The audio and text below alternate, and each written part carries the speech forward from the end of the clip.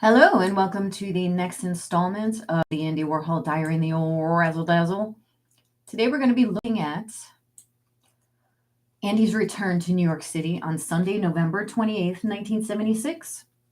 But before we jump into that, of course, I'm going to ask for your assistance with a PFA, that is a plea for assistance, in the death of my uncle Charles Pancheri, which happens on October 4th, 2011. He was found dead in his home in Elizabeth, New Jersey, and he suffered from stab-like wounds and was basically left on the kitchen floor to die alone.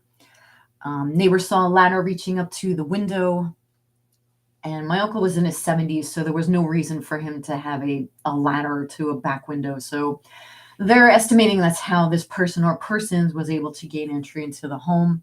As of right now, it is a cold case, but when I spoke to the detectives, they said they would gladly consider reopening it if some credible information were to come forward. So I'm asking if you have any information, please call the Union County Crime Stoppers at 908-654-TIPS. That's 908-654-TIPS, TIPS. Or you can go to www.uctip.org. That's unioncountytip.org. And information that leads to an arrest and indictment is eligible for a reward up to $5,000. You can report it anonymously, and I would appreciate any help. I'm just going to grab my water. I'll be right back. Okay, I'm back. So today we're looking at Sunday, November 28th, 1976. Andy is on his way traveling back from Chadds Ford and spending the Thanksgiving weekend with those wacky Wyatts. While in Chadds Ford, PA with the Wyatts, Andy had Catherine Guinness, who was working for Andy Warhol at the time. Catherine Guinness was to call Jodie Foster to confirm an interview that Andy wanted to do with her upon his return to New York City. Jodie was working on Bugsy Malone in 1976, which is one of my favorite movies. If you haven't seen it, it's all the music is by the great Paul Williams, whom I love so much. And it really is a fantastic movie. If you never got a chance to see it, it's a spoof on like the gangster movies, but everybody's played by kids, and it's got some great music and songs in it. And Jodie Foster plays she plays Tallulah, which is the Fat Sam's main girlfriend, at a club called Fat Sam's Grand Slam Speakeasy. Jodie's mother, who is right here in the middle, Ella Almond, told Catherine Guinness that Jodie couldn't commit to an interview at this time because Jodie was sick. But they said they could call Jodie when they got back to New York City for a definitive answer. This is Jodie's mother in the middle. Jodie's mother was also her stage mom, and they had a bit of a tumultuous relationship, but they did make amends before Evelyn died. So that's a bright spot, I guess, in the career. You know, you hear so many of these horror stories of these kid actors whose money was mismanaged and, having to work with your family member all the time. I did make a video about the time when I worked for a family business, and I swore that I would never do that again. There's just so many bad stories about, not just stage mothers, but stage parents in general, completely taking over their kids' career. And like, what does a kid know? You have to trust that your parents are doing the right thing. But apparently it wasn't too bad for Jodie and her mother. They had their ups and downs, but like I said, they did make amends right before Jodie's death. Right before Evelyn's death. Also pictured in this photo is Catherine Scorsese, who played Tommy's mother in Goodfellas. This is actually the set of Taxi Driver, which was directed by Uncle Martin Scorsese.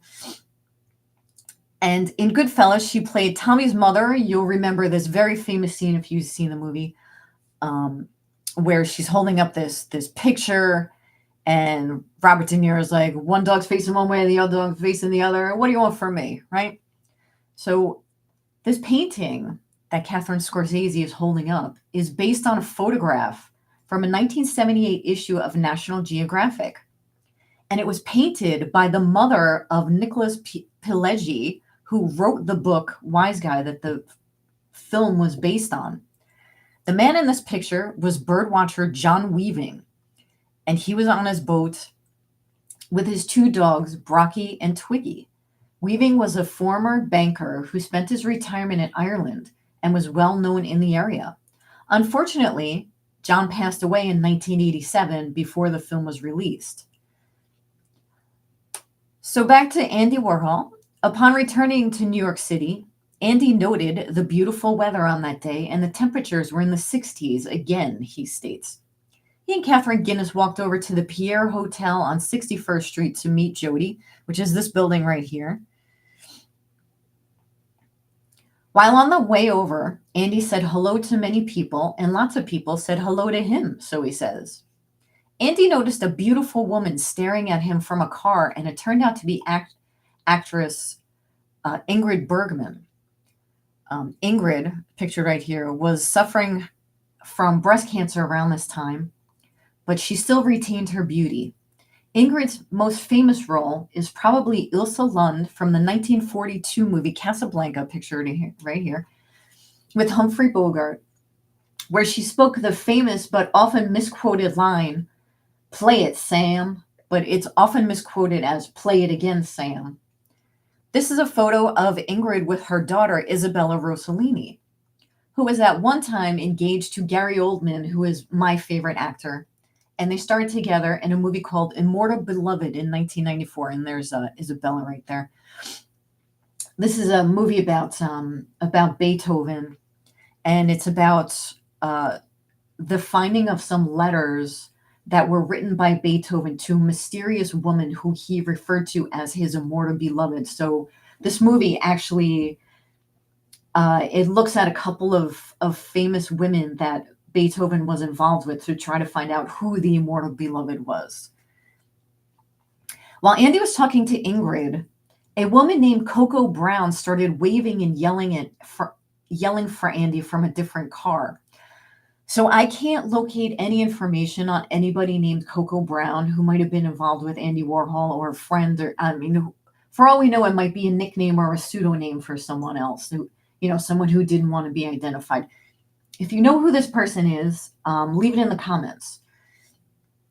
So next we have Andy talking to Jodie about coming to the restaurant with her mother, who was with a man from Liverpool, but it wasn't clear if this man was a bodyguard or Jodie's mother's boyfriend.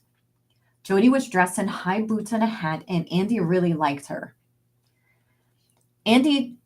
Everyone walked over to the F.A.O. Schwartz store in Rockefeller Plaza. Now, this store, this F.A.O. Schwartz store, was supposed to be the store in which the final scene from Eyes Wide Shut was filmed in. At the very, very end, after Tom Cruise comes clean to Nicole Kidman about his, his goings on and his, going out late at night. And I'm not gonna spoil it for you, but Eyes Wide Shut is my favorite Christmas movie, and I don't care if you say it's not a Christmas movie. It is a Christmas movie. How could you not love it? So this scene of them in the F.A. Schwartz store was actually filmed in London at a toy store named Hamleys. And this toy store is on Regent Street in London. So Andy notes that they walked over to F.A.O. Schwartz, and Andy bought some toys for Jodie. Now, I thought this was very naively sweet when I first read this, that Andy was buying toys for Jodie, and Jodie just got done playing a 12-year-old prostitute in Taxi Driver. But then I started thinking maybe Andy wanted to make sure that Jodie wouldn't forget that she is just a kid after all, and it is okay to still play with toys. These kids in movies and in Hollywood, they grow up so fast, and especially Jodie, who was so young when she took this, and she had to play such a mature role. But you have to remember, She was just a child. She was only 12 and she still played with toys. And I would be remiss before we move on to not mention that Jodie Foster did have a stalker when she was going to university, and the man's name was John Hinckley Jr. And I found this article from April 2025 about John Hinckley Jr., who became obsessed with Jodie after multiple viewings of Taxi Driver. He started stalking Jodie both at her home and while she attended Yale University, sending her letters and poems, sometimes even hand delivering them to Jodie's residence. On March 30th, 1981, John Hinckley hatched a plot to assassinate then President Ronald Reagan, and he hoped to capture Jodie's attention. Hinckley ended up wounding Reagan and 3 others outside a Washington, D.C. hotel. This followed an unsuccessful attempt at Jimmy Carter's life, where Hinckley was arrested at Nashville Airport. Hinckley was carrying handcuffs and 3 unloaded guns in his luggage. After shooting at Reagan, he was incarcerated in North Carolina, where he attempted to take his own life on 2 separate occasions. His trial began in May 1982, and he was found not guilty by reason of insanity. Hinckley was ordered to St. Elizabeth's Mental Hospital in Washington, D.C., which is now designated as a National Historic Landmark. Starting in 1986, Hinckley began petitioning for more lenient conditions, and he was granted a release plan by 2003. And this plan allowed him to make some local day visits under his parents' care. By October 2020, a judge ruled that he could create and release work under his own name, and he now has a YouTube channel with like 40,000 subscribers, right? Where he performs music. He has attempted to organize some live performances, but these were canceled due to security reasons. Hinckley has also taken up painting, which you can see here, these little cat paintings. And he has listed several cat paintings on eBay, and I saw one that was about $5,000. He's actually doing quite well, all things considered. I mean, I don't remember what he was diagnosed with, but I mean, this was in the 1980s where, diagnoses they're ever changing. I mean, look how long it took for doctors to figure out what was really going on with Brian Wilson. Like, he was misdiagnosed as schizophrenic for years and years. And unfortunately, this misdiagnosis did not allow him to get the proper medication and the proper therapy that he needed, because they didn't have a name for what was really going on. They just best classified it as schizophrenic.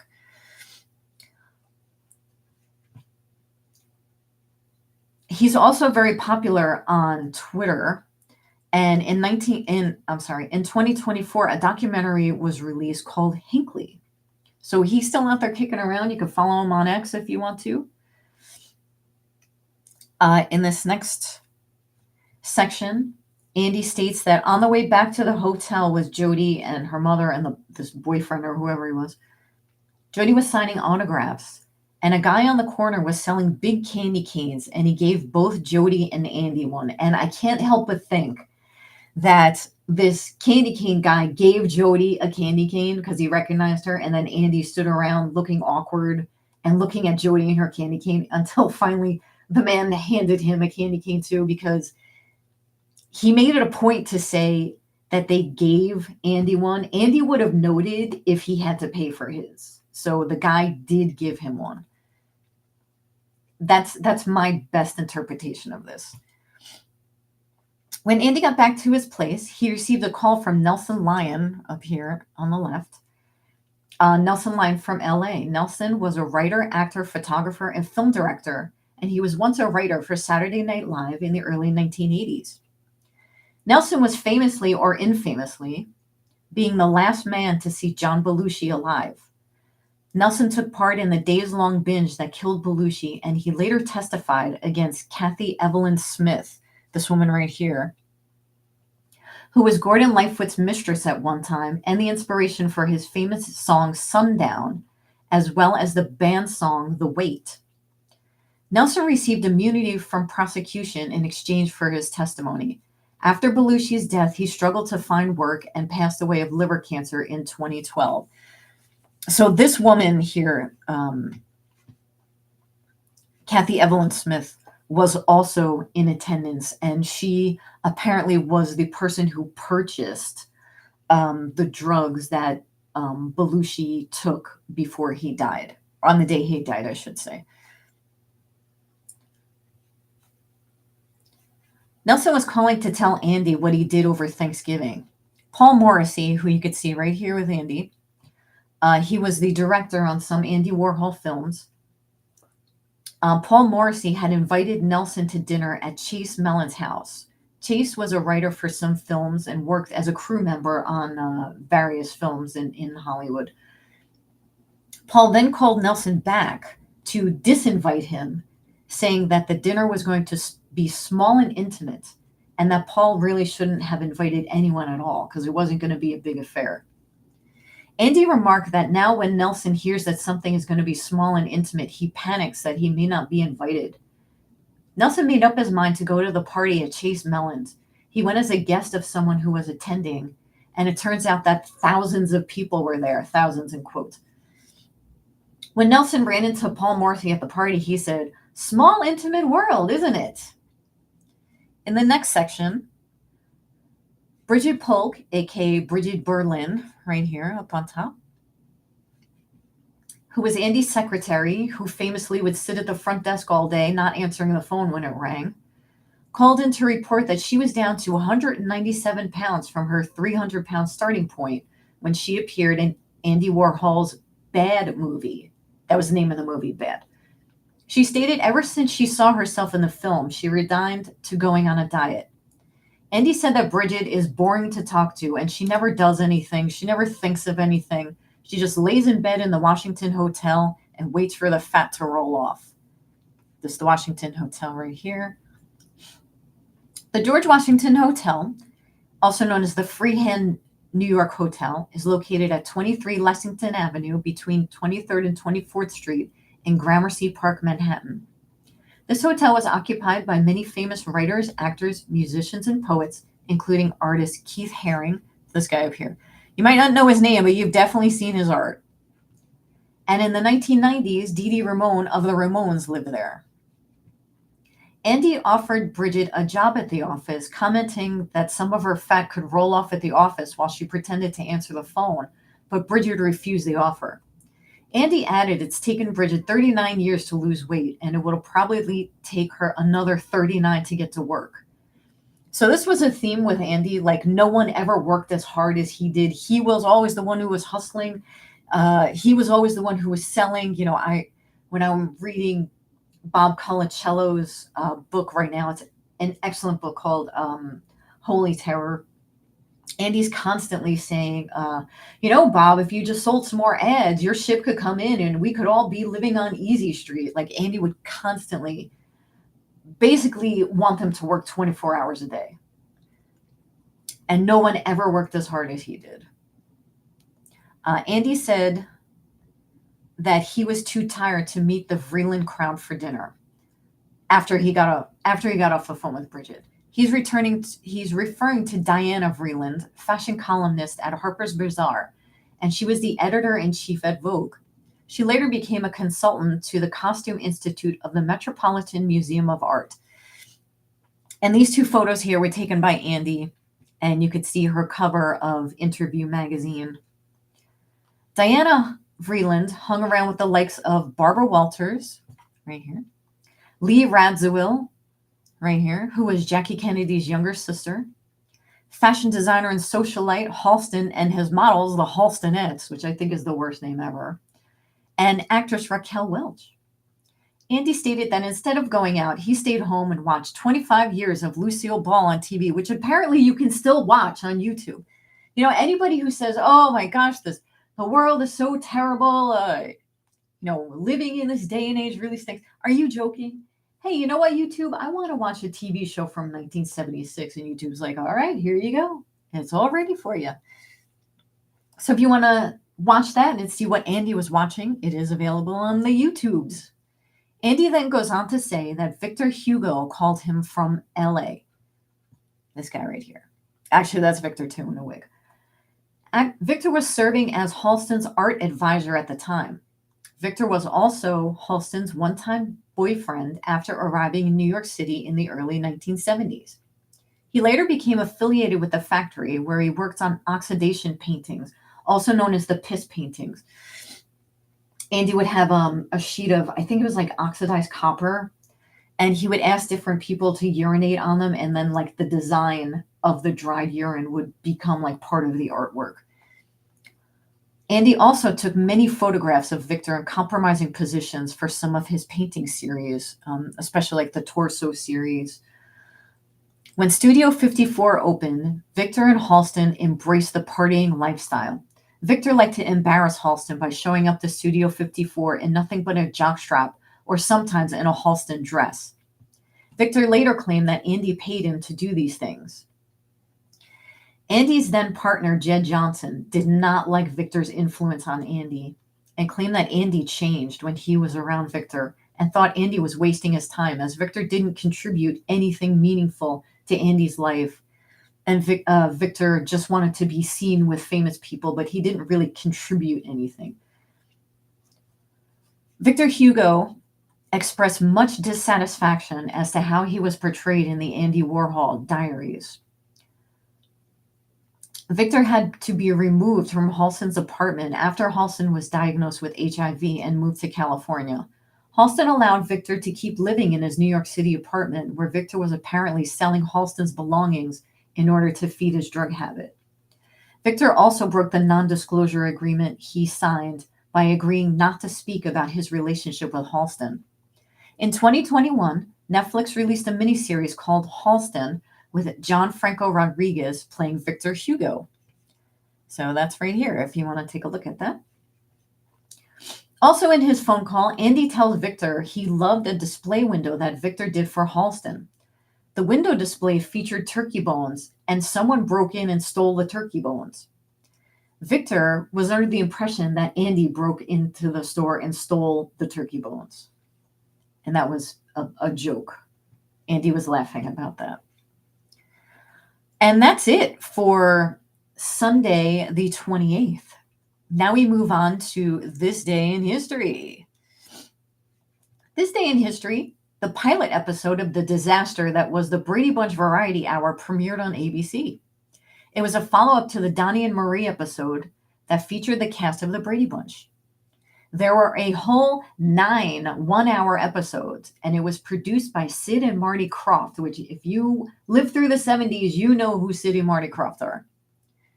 It also starred, for some reason, Tony Randall. Tony Randall is best known for his role in The Odd Couple, which was a long-lived television show. But he's also known for portraying the voice of a gremlin in the second Gremlins movie, for some reason. And he talks with a British accent. So Tony Randall played that character.